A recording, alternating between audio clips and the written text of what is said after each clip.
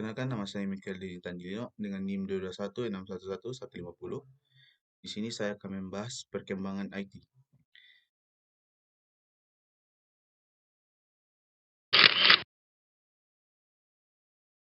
Materi pembelajaran yang pertama, perkembangan teknologi informasi. Yang kedua, ruang lingkup perkembangan informasi. Yang ketiga, evolusi perkembangan IT. Yang keempat, dampak perkembangan teknologi informasi. Yang pertama, perkembangan teknologi informasi. Teknologi adalah pengembangan dan aplikasi dari alat, mesin, material, dan proses yang memudahkan manusia untuk menyelesaikan masalahnya.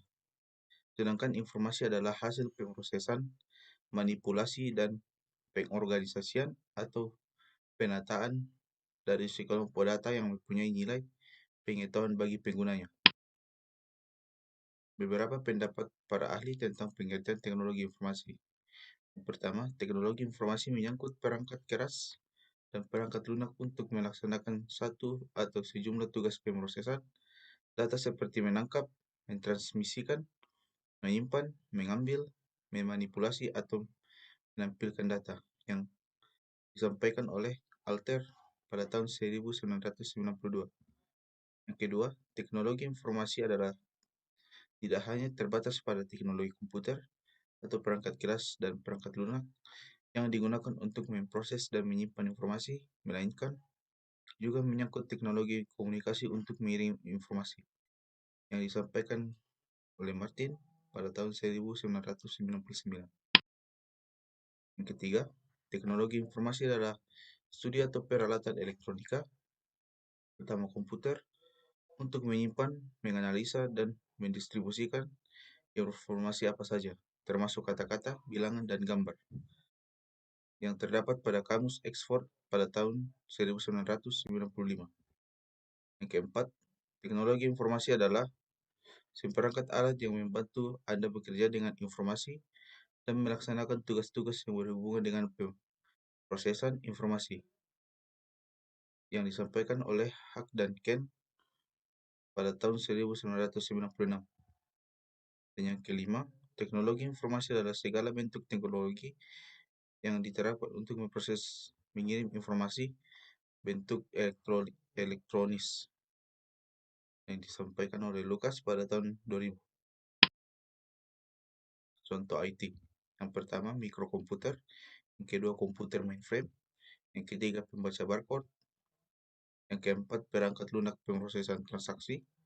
Yang kelima, perangkat lunak lembar kerja. Yang keenam, CD. Yang ketujuh, ROM. Yang kedelapan, laptop. Dan yang terakhir, peralatan komunikasi. Bagian B, ruang lingkup perkembangan informasi. Dikelompokkan dalam dua bagian, yaitu perangkat lunak, software, dan perangkat keras, hardware. Yang pertama, perangkat keras, hardware adalah peralatan yang bersifat fisik dan dapat dilihat maupun dirasakan. Yang kedua, perangkat lunak atau software adalah instruksi-instruksi untuk mengatur perangkat keras agar bekerja sesuai tujuan instruksi. Perangkat ini hanya dapat dilihat dan tidak dapat dirasakan. Menurut Dr. Stephen Hake, teknologi informasi terbagi menjadi 6 kelompok. Yang pertama, teknologi masukan atau input teknologi adalah segala perangkat yang digunakan untuk menangkap data atau informasi dari sumber asalnya. Contoh, barcode, scanner, keyboard, mouse, dan lain-lain. Dan yang kedua, teknologi keluaran atau output teknologi adalah segala perangkat yang digunakan untuk menampilkan data atau informasi agar dapat dimengerti oleh penerima yang dibutuhkan. Contoh, monitor, printer. Ketiga, teknologi perangkat lunak, software teknologi. Untuk menciptakan informasi diperlukan perangkat lunak atau program. Program adalah sekumpulan instruksi yang digunakan untuk mengendalikan perangkat keras komputer. Contoh, pengelola kata atau word processor, Microsoft Word. Spreadsheet, pengelola basis data. Keempat, Teknologi penyimpanan data storage teknologi adalah segala peralatan yang digunakan untuk menyimpan data. Contoh, tape, hard disk, diskette, zip disk. Kelima, teknologi komunikasi atau telecommunication teknologi merupakan teknologi yang memungkinkan hubungan jarak jauh. Contoh, internet, ATM. Teknologi yang keenam, teknologi pemroses. Prosesor teknologi merupakan bagian penting dalam TI yang bersifat untuk mengingat data atau program dalam kurung berupa komponen memori dan mengeksekusi program. Contoh CPU. Bagian C, evolusi perkembangan IT. Yang pertama, era komputerisasi. Ciri-cirinya, yang pertama dimulai sejak tahun 1960. Kedua, mini komputer dan mainframe sudah diperkenalkan di perusahaan seperti IBM. Yang ketiga, banyak perusahaan yang memanfaatkan komputer untuk keperluan pengelolaan data. Keempat, kebanyakan perusahaan besar secara tidak langsung memonopoli pasar tertentu karena belum ada pesaing. Yang kelima, hampir semua perusahaan besar yang bergerak di bidang infrastruktur, komunikasi, dan pertambangan pada saat itu membeli komputer untuk membantu kegiatan administrasinya. 3 generasi komputer. Yang pertama, era pertama komputerisasi yang dikenal sebagai era mainframe. Banyak orang untuk satu komputer. Komputer ini adalah sistem sentral yang digunakan di seluruh kantor dan perusahaan infrastruktur komputasi mereka, namun mahal dan sangat sulit. Yang kedua, era kedua komputasi yang dikenal sebagai era PC, satu komputer untuk satu orang. Ini era di mana terjadi sebuah ledakan di bidang teknologi. Ini adalah masa di mana komputer menjadi perangkat wajib untuk digunakan dalam aplikasi bisnis dan hampir sama halnya sebagai televisi atau telepon rumah digunakan untuk karyawan rata-rata. Yang ketiga, era ketiga dikenal dengan ubiquitous computing. Di era modernisasi ini, hampir seluruh aspek kehidupan kita berhubungan dengan teknologi. Teknologi selalu mengalami perkembangan pesat dan terus-menerus, khususnya perkembangan komputer dan sistem-sistemnya.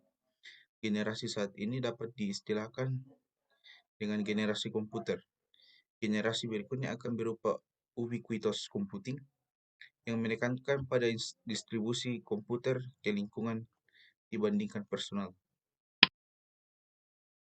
Yang kedua, era teknologi informasi.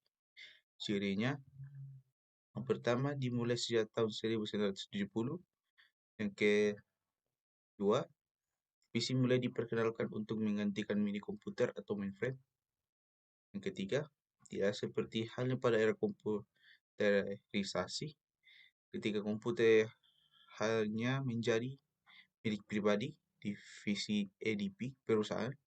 Di era kedua ini, setiap individu di organisasi dapat memanfaatkan kecanggihan komputer, seperti untuk mengelola database, spreadsheet, maupun data processing. Yang keempat, kegunaan komputer di perusahaan tidak hanya untuk meningkatkan efisiensi, tapi juga untuk mendukung terjadinya proses kerja yang lebih efektif. Pada era ini komputer memasuki babak baru, yaitu suatu dapat memberikan keuntungan kompetitif bagi perusahaan, terutama bergerak di bidang pelayanan dan jasa. Yang ketiga, era sistem informasi. Cirinya diperkenalkan di awal tahun 1980-an.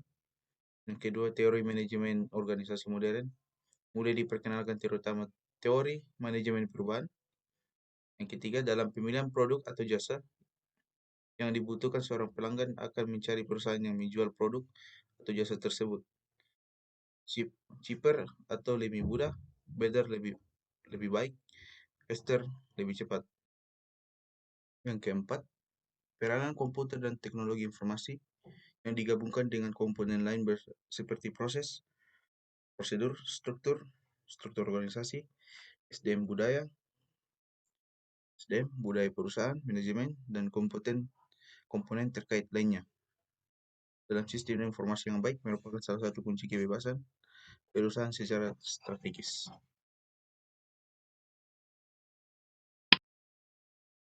Keempat, era globalisasi informasi. Cirinya, yang pertama diawali sejak tahun 1960.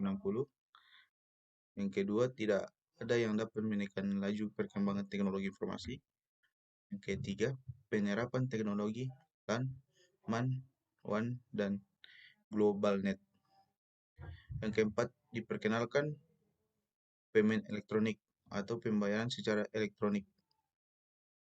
Yang kelima, faktor ekonomi atau krisis sosial budaya atau reformasi dan politik atau demokrasi akan mempengaruhi era itu, yaitu dalam hal menghasilkan kebijakan yang berat dan peraturan-peraturan baru yang harus ditaati oleh pemerintah. Internet berasal dari kata interconnection networking yang mempunyai arti hubungan berbagai komputer dengan berbagai tipe yang membentuk sistem jaringan yang mencakup seluruh dunia dengan melalui jalur telekomunikasi seperti telepon. Yang mengatur integrasi dan komunikasi jaringan komputer ini adalah protokol-protokol yang umum disebut TCP atau IP. Transmission Control Protocol yang memastikan bahwa semua hubungan bekerja dengan baik. Sedangkan IP address Internet Protocol yang mentransmisikan data dari komputer ke komputer ini. Fasilitas internet. Nah, pertama, web. Fasilitas hypertext untuk menampilkan data berupa teks, gambar, bunyi, animasi, dan data multimedia lainnya yang diantaranya dapat tersebut saling berhubungan satu sama lain. Yang kedua, email atau electronic mail. Dengan fasilitas ini, Anda dapat mengirim dan menerima surat elektronik pada atau dari pemakai komputer lain yang terhubung di internet. Dan bila perlu, Anda dapat menyertakan file sebagai lampiran. Ya, newsgroup. Fasilitas ini digunakan untuk mendistribusikan artikel, berita, tanggapan, surat, penawaran, ataupun file ke pemakai internet lain yang tergabung dalam kelompok diskusi untuk topik tertentu. Yang keempat, FTP atau File Transfer Protocol.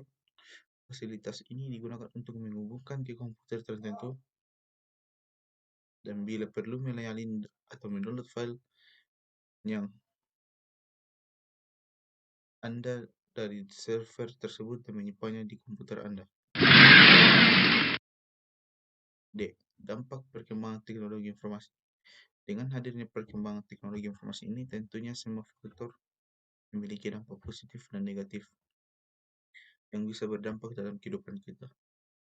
Kemajuan teknologi televisi, handphone, internet dapat berdampak sangat besar bagi kehidupan kita. Bagian A, dampak positif perkembangan teknologi informasi. Pertama, dapat menjangkau lebih jauh dengan adanya internet. Kita dapat menjangkau lebih jauh di semua belahan dunia. Contohnya saja kita berjualan, kita dapat menjangkau di seluruh Indonesia atau bahkan mancanegara untuk belikan produk kita. Yang kedua, menemukan lebih cepat dalam dunia pendidikan. Tentunya kita tidak dapat hanya mengandalkan guru saja. Oleh karena itu, kita dapat memanfaatkan internet untuk mencari hal apapun yang berhubungan dengan pendidikan. Selain itu, pengajar juga dapat menerapkan belajar yang kreatif dan efektif. Bagian B, dampak negatif perkembangan teknologi informasi. Yang pertama, mudahnya akses pornografi tidak dapat dipungkiri. Dengan bebasnya akses internet sekarang, dapat memudahkan terjadinya pornografi, seperti akses video porno, jual beli film porno, hingga terjadinya aksi porno. Ini yang dapat menjadi PR pemerintah, praktisi teknologi untuk menanggulangi permasalahan demografi ini.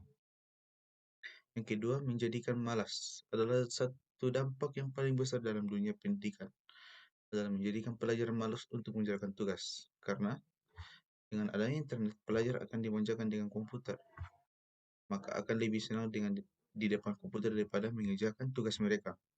Terkadang dalam hal orga, orgi, originalitas dalam mengerjakan salah satu tugas pun menghargai karya penulis yang menjadi sumber dan presentasi saya